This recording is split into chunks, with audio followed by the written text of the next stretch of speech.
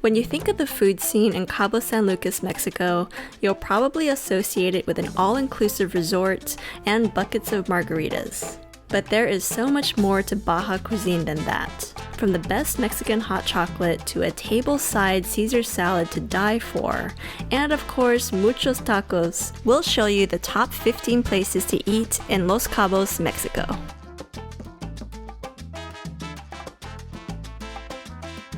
First on the list is MARO'S Shrimp House, because seafood is caught fresh in the area and you definitely have to try some. So I got the boiled shrimp as well as the boiled lobster, and I think they're both Mexican. At least the shrimp definitely is Mexican. They give you a really big vat of like melted butter here. Oh, that's garlic butter even. So good. Really, really good shrimp. Really sweet, and the butter and the garlic go really nicely along with it. Next up is what became one of our favorite breakfast spots in Cabo, JARRO Cafe and Grill. Well, the food has arrived and looks good, at least the first course. Yes, the first course is chorizo con papas, or potatoes. I love it. So. Well, now our main courses have arrived. We got chilaquiles. I got the beef and the red sauce, and Martin got the chicken and the green sauce. Man, it's really, really good, everything. Very good flavor. If you don't know chilaquiles, they're basically like tortilla chips, and then they're kind of drenched in like a salsa, either a red salsa or a green salsa, usually some sour cream, and either eggs or meat. So yeah, this is a really nice treat. I was really hoping for this for breakfast actually, so I'm glad we found it. Next up is Tacos GARDENIAS. It's been a family-operated restaurant for over 30 years, and this quickly became our go-to spot for tacos in Cabo. This place is already amazing from the first bite. Really good mole, properly hot pepper, salted and popped just the right way. Very nice. If you ever see one of these roadside fruit stands in Mexico, definitely stop by for a vaso de fruta. You choose, you're the chef, maestro, teacher. I always remember these stands when I go to Mexico. The best juice comes from them. And they have like a mango juicer right here. Had mango with chili here. So good. That chili's nice and salty, and it goes with that mango so well. You give it a bit with salt and chili, it's so good.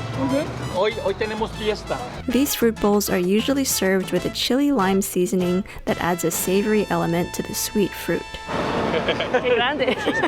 Gracias. I have the mother of all fruit bowls here with that nice salted chili on it. But yeah, that's some of the best fruit I've ever had.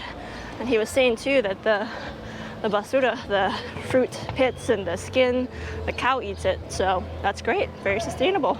Already. The next spot is a little off the beaten path, La Rincazon.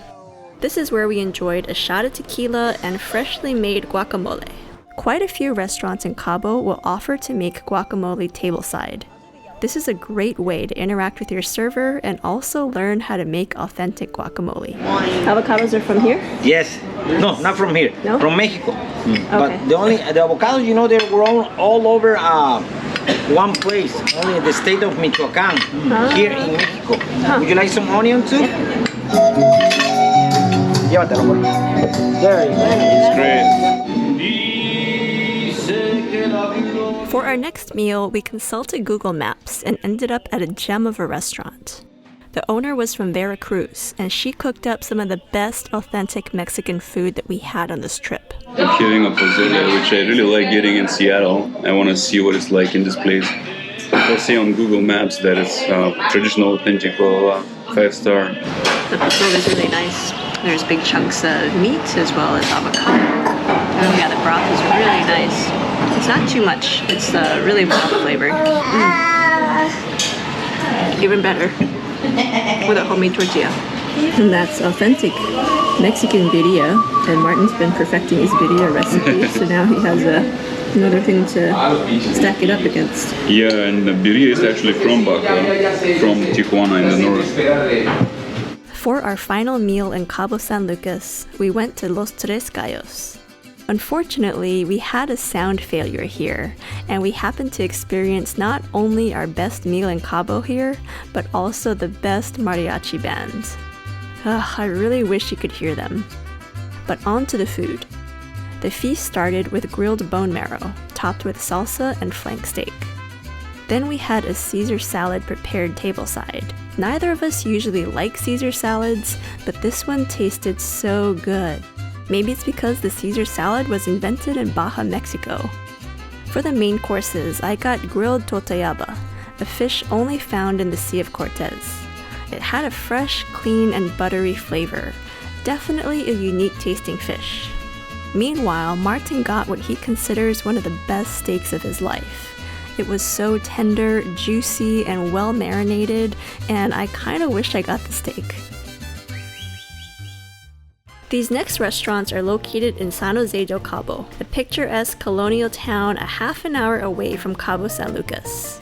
Not very easy access here. Thank you.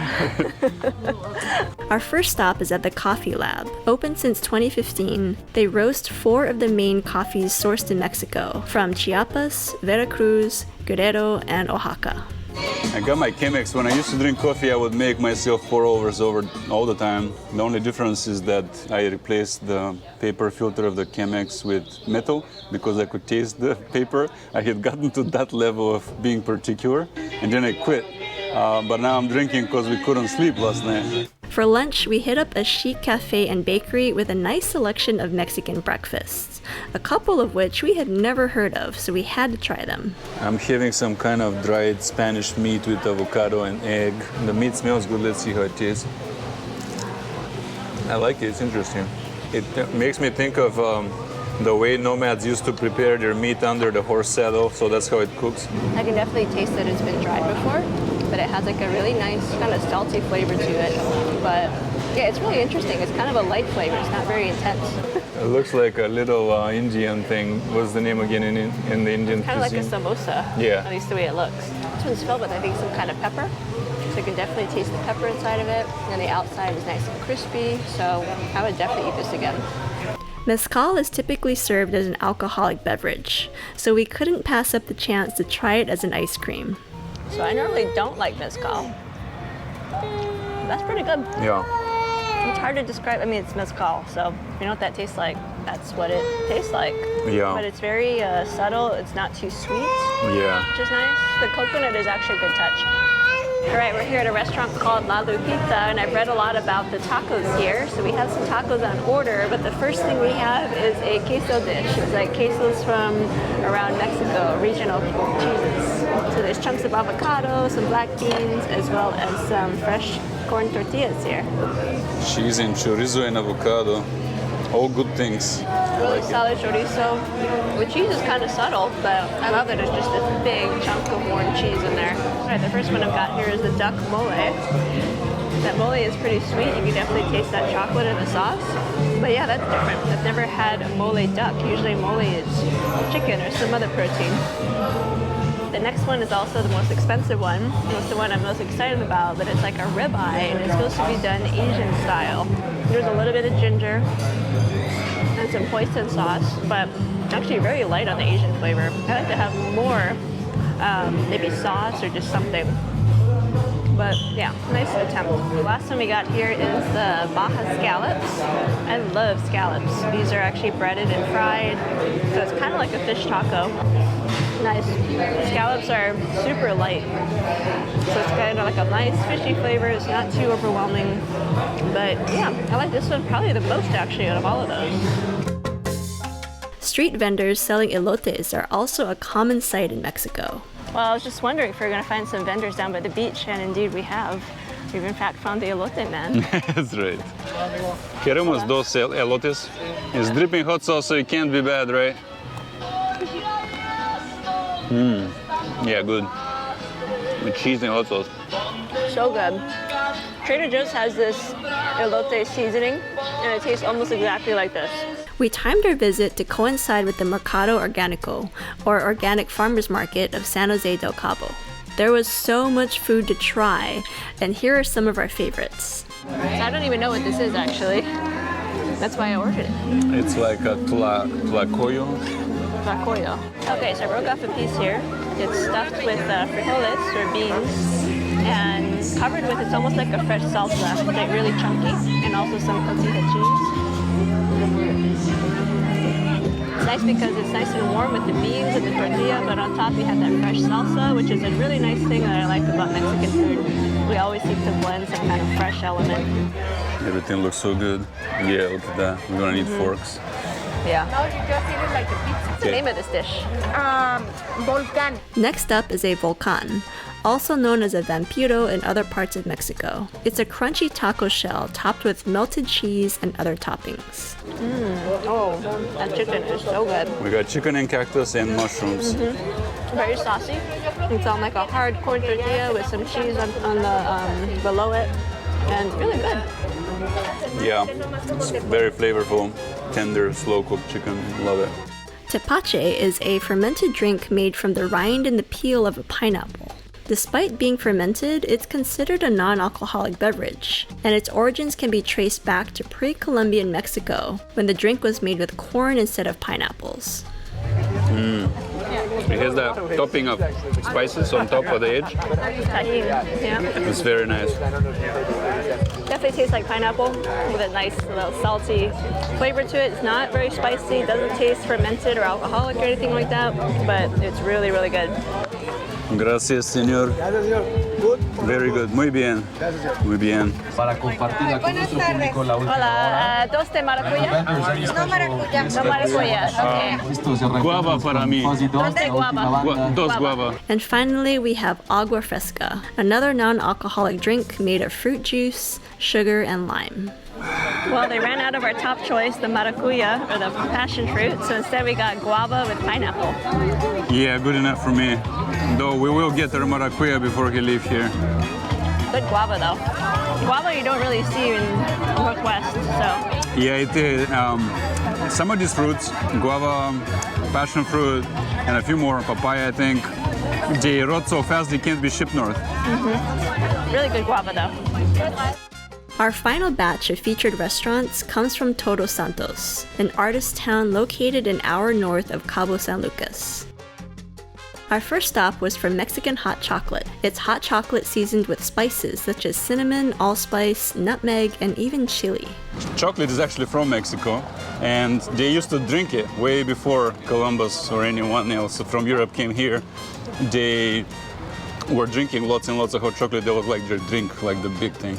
So we got it, and it's amazing. It was so delicious. It's like chocolatey without being too rich, and has like a nice cinnamon flavor to it as well. For lunch, we headed off the beaten path to MARISCOS el COMPA CHAVA. Their specialty here is ceviche, raw seafood marinated in citrus.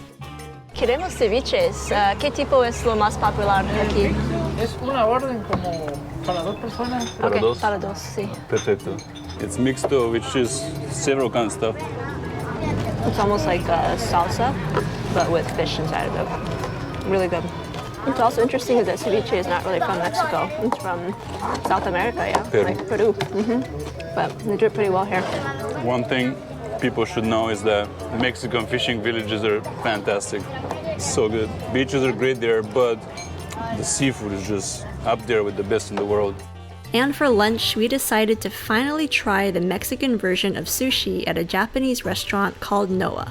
While sushi is obviously not from Mexico, you'll be surprised at how many restaurants in Cabo have sushi and sashimi on their menus. We're having some unique take on sushi here with Mexican flair. So the first one we had were the curacanes, crab, and mango, and avocado wrapped in a fish and topped with an aioli sauce.